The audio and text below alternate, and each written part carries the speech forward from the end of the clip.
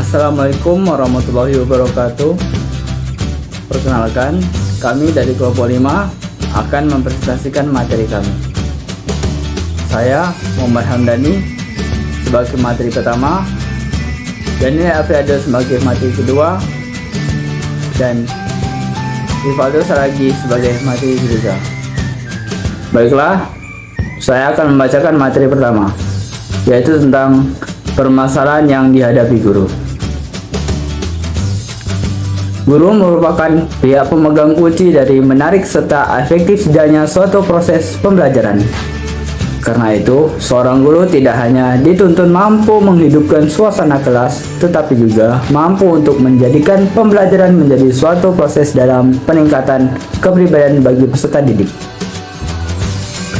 Undang-Undang Nomor 20 Tahun 2003 Pasal 40 Ayat 2B tentang Sekdines Guru sebagai ujung tombak dalam proses pendidikan sangat strategis dan menentukan dalam meningkatkan mutu pendidikan,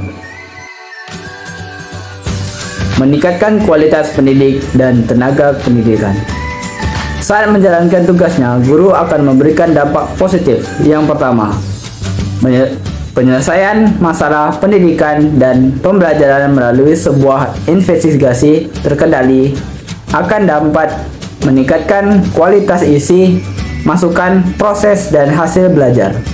2. Kemampuan dalam menyelesaikan masalah pendidikan yang nyata akan semakin meningkat.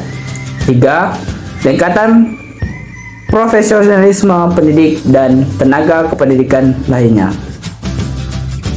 Kendala yang dihadapi guru. Pertama, kendala yang dihadapi guru dalam penguasaan materi. Kedua, kendala yang dihadapi guru dalam menggunakan alat peraga. Ketiga, kendala yang dihadapi guru dalam menggunakan metode pengajaran yang tepat. Keempat, kendala yang dihadapi guru dalam mengelola kelas. Baiklah, saya akan lanjutkan ke materi selanjutnya. Baik, materi selanjutnya itu permasalahan yang dinilai dalam proses penilaian.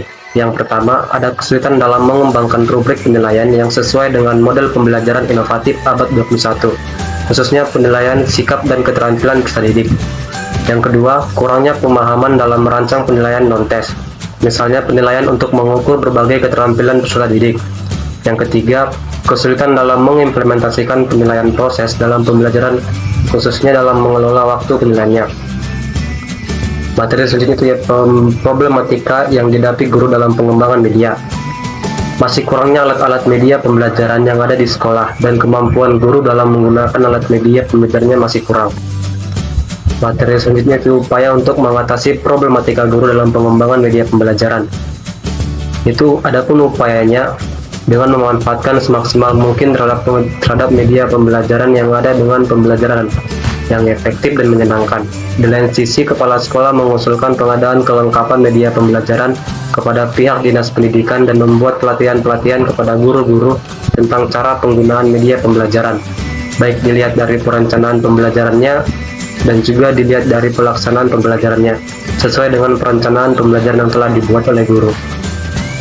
Baik, di sini saya akan melanjutkan materi, yaitu problematika yang dihadapi guru saat melakukan pembelajaran. Permasalahan yang terjadi dikarenakan masih terbatasnya buku ajar berupa buku siswa, kurangnya kemampuan dan kesiapan guru dalam menggunakan media, dan belum mahir dalam mengaplikasikan teknologi dalam pembelajaran. Permasalahan yang dialami guru juga dari materi ajar yang terlalu luas serta minimnya metode pembelajaran yang digunakan guru dalam mengajar.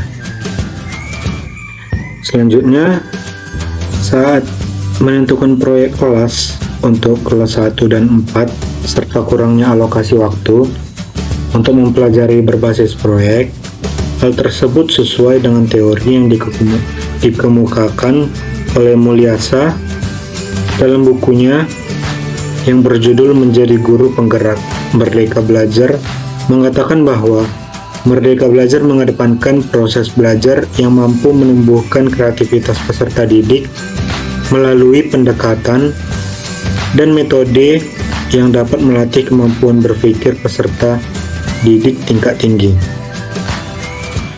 Contoh permasalahan yang sering terjadi yaitu kelas yang semula tenang tiba-tiba menjadi gaduh, aktivitas belajar mengajar langsung terhenti, konsentrasi belajar peserta didik menjadi terpecah. Semua itu terjadi seisi kelas dikejutkan oleh bunyi HP yang nyaring. Kini mereka sibuk mencari tahu arah bunyi HP tersebut dan pemiliknya. Setelah mencari-cari, HP berbunyi itu ternyata milik sang guru yang diletakkan di dalam tasnya. Ini diketahui karena sang guru langsung membuka tasnya dan menerima panggilan telepon sambil keluar dari kelas.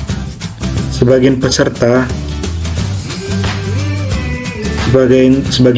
didik pun menjadi tidak bersemangat, bahkan di antara mereka ada yang bengong, ngobrol dengan teman sebangkunya, atau saling bergurau.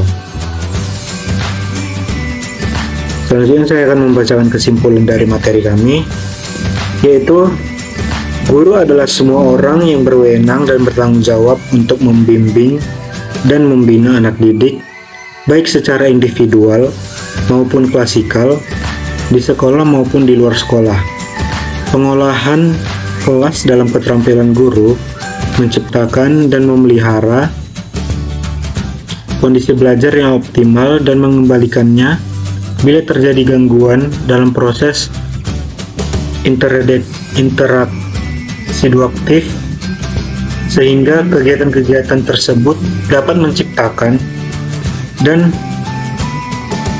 mempertahankan kondisi yang optimal bagi terjadinya proses interaksi edukatif, misalnya penghentian tingkah laku anak didik yang menyelewengkan perhatian kelas, pemberian ganjaran bagi ketepatan waktu, penyelesaian tugas anak didik, atau penetapan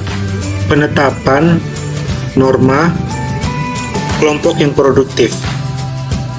Mutu pendidikan adalah persoalan mikro di sekolah, bahkan perorangan. Hal ini bisa terwujud jika proses pendidikan di sekolah benar-benar menjadikan siswa belajar sebanyak mungkin, serta harus dilihat dari meningkatnya kemampuan belajar siswa secara mandiri.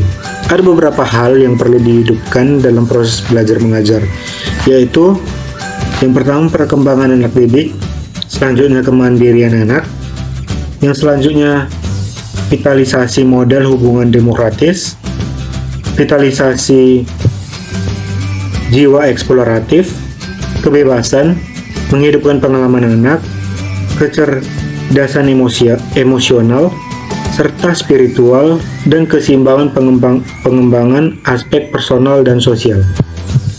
Sekian dari materi saya, terima kasih.